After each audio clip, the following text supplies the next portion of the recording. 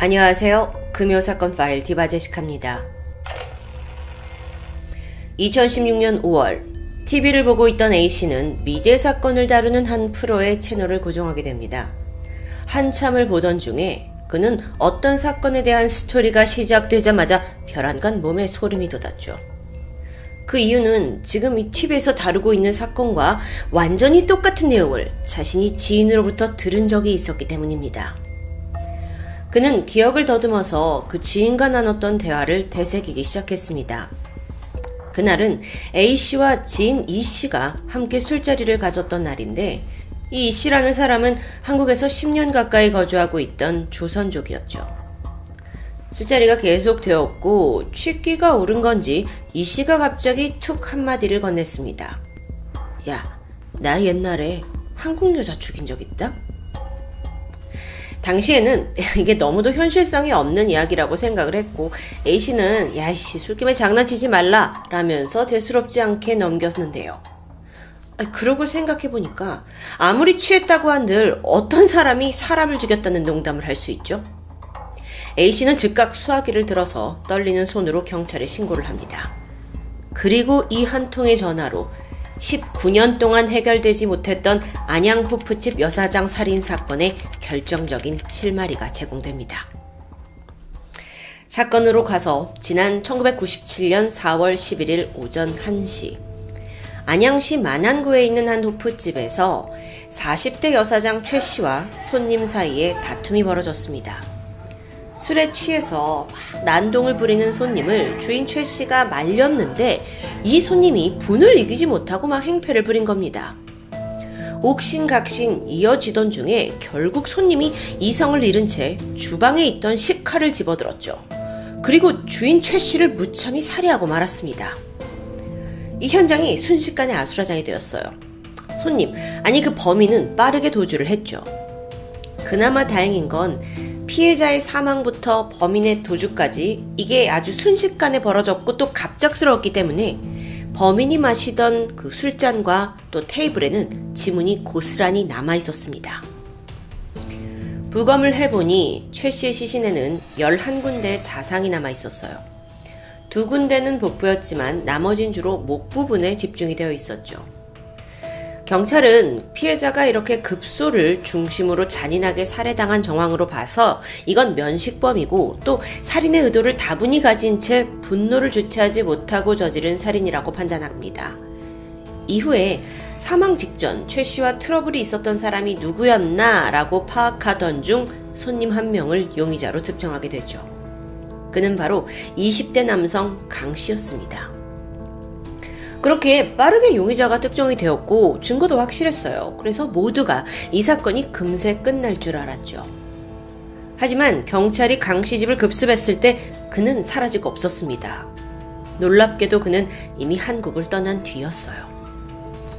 사실 강 씨는 6년 전인 1991년 12월 한국에 미입국한 중국인이었습니다. 이후 여기서 이제 불법 체류 신분으로 돈을 벌고 있었는데 살인을 저지른 직후에 급하게 짐을 싸더니 인천향으로 향했던 거죠. 출입국 관리소에서 뭐라고 했냐면 고국에 있는 우리 아버지가 지금 임종 직전이란 소식을 들어서 내가 급하게 중국으로 돌아가야 한다. 내가 불법 체류자임을 자진 신고할 테니 중국으로 보내달라라고 요청한 겁니다.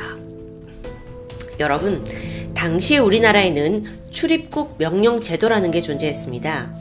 이게 뭐냐면 외국인 불법 체류자가 불법 체류 사실을 순순히 자백을 하면 일정 금액의 과태료만 된 뒤에 별다른 법적 조치 없이 바로 본국으로 돌아가게 하는 제도였죠.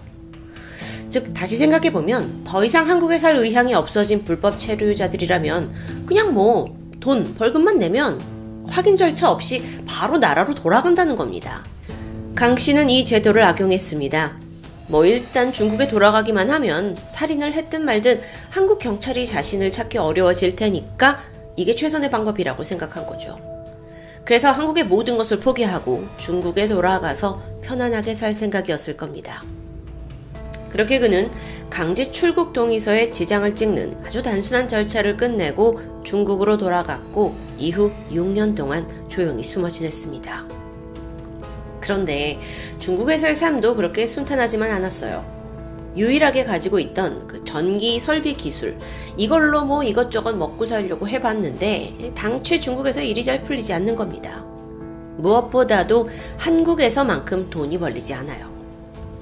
한국에서 벌었던 그 짭짤한 수입이 그리워진 그는 결국 돈벌이를 위해 다시 한국행을 결심합니다.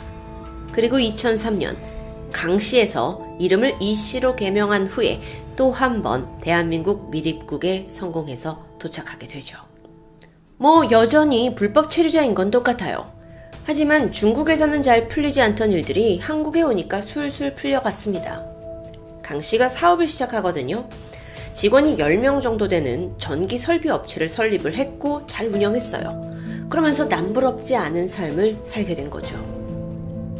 그러다 보니까 점점 자신의 이 불법 신분을 좀 해결하고 싶었습니다. 늘 발목을 붙잡았으니까요. 근데 또 이게 과거에 살인죄가 있어서 불법 체류자 신분을 유지하는 게 최선이기도 했고요. 그렇게 고민을 하던 중 어느 날 강씨에게 황금 같은 기회가 찾아옵니다.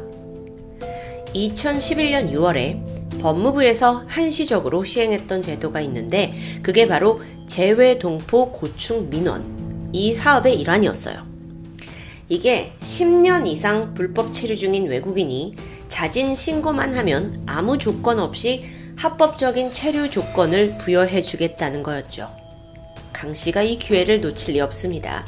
그래서 다시 한번 제도를 악용해서 신분 세탁을 시도했고요. 2003년에 한국에 불법으로 돌아와서 이씨란 이름으로 살고 있었잖아요. 실제 외국인 등록증에는 원래 나이보다 5살이나 많은 이명땡이라는 신분을 사용했다고 합니다. 이게 어차피 불법 체류자 본인의 자진적인 신고로 이루어지는 등록이었기 때문에 이 사람이 진짜 누구인지 그 신분 확인이 철저하게 이루어지진 않은 것 같아요. 그렇게 강씨라는 사람은 완전히 사라졌고 이제 그는 합법적인 한국 거주 중국 동포 이씨로 탈바꿈하게 된 겁니다. 과거를 모두 지우는 데 성공했죠. 그로부터 다시 5년이라는 시간이 흘렀습니다. 강씨의 사업이 완전히 자리를 잡았고요. 그 사이에 결혼도 해서 집도 사고 또 단란한 가정을 꾸리기까지 했죠. 이제는 그 누구도 자신의 과거를 알 수도 없고 또 찾아낼 수도 없을 거라고 자신만만했습니다. 뭐 그게 딱히 틀린 말도 아니고요. 그가 저질렀던 안양 호프집 여사장 살인사건, 이건 그냥 미제 사건으로 남아서 범인 행방 모른 채 우리의 기억 속에서 사라져가고 있었습니다. 그래서 범인도 아주 안심했던 탓일까요? 어느 날 그는 지인 A씨와의 만남에서 술김에 과거를 털어놓게 돼요. 사람을 죽인 적이 있다는 말을 내뱉은 거죠. 그 취중 진담이 발목을 잡으리라고는 전혀 생각지도 못했던 겁니다. 자, 다시 돌아와서 경찰이 A씨의 제보를 접수해요. 그리고 곧바로 재수사에 돌입합니다. A씨가 말하길 그 사건의 범인이 여전히 한국에 살고 있다라고 했거든요. 그래서 신분 세탁을 했다는 걸 의심합니다.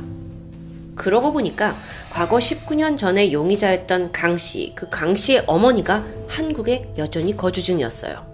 그래서 경찰은 그 어머니의 통화 기록을 면밀히 조사하던 중에 그 안에서 지속적으로 등장하는 한 인물에 집중합니다. 이명땡 씨였어요. 신분을 조회했는데 서류상으로는 강씨와는 아무 관련이 없는 사람처럼 보였죠. 그래서 혹시나 하는 마음으로 이 씨의 지문을 조회하게 됩니다. 자, 그의 지문이 19년 전에 범인이 인천항을 떠날 때 그 강제 출국 동의서에 찍은 지장, 그 지장의 지문과 일치했어요. 이 사람이었던 거예요. 그렇게 미제 사건의 범인이 드러나는 순간이었습니다. 경찰은 곧장 추적에 돌입했고 마침내 2016년 7월 경기도 수원시에서 그를 검거합니다. 여러분, 현행법상 범인이 외국으로 도피를 하면 그 도피 기간 동안의 공소시효는 정지됩니다. 따라서 이 사건이 본래라면 2012년에 공소시효가 만료되어야 해요. 하지만 이건 강씨가 중국에서 6년 동안 시간을 보냈잖아요. 그게 무효화되면서 공소시효가 2018년까지 늘어나게 됐어요. 게다가 그 사이에 태완이 법까지 적용을 받으면서 공소시효가 완전히 사라졌던 겁니다. 참고로 태완이 법은 2015년 7월 31일을 기준으로 공소시효가 만료되지 않은 사건에만 적용되는 제도입니다. 재판이 시작됐어요.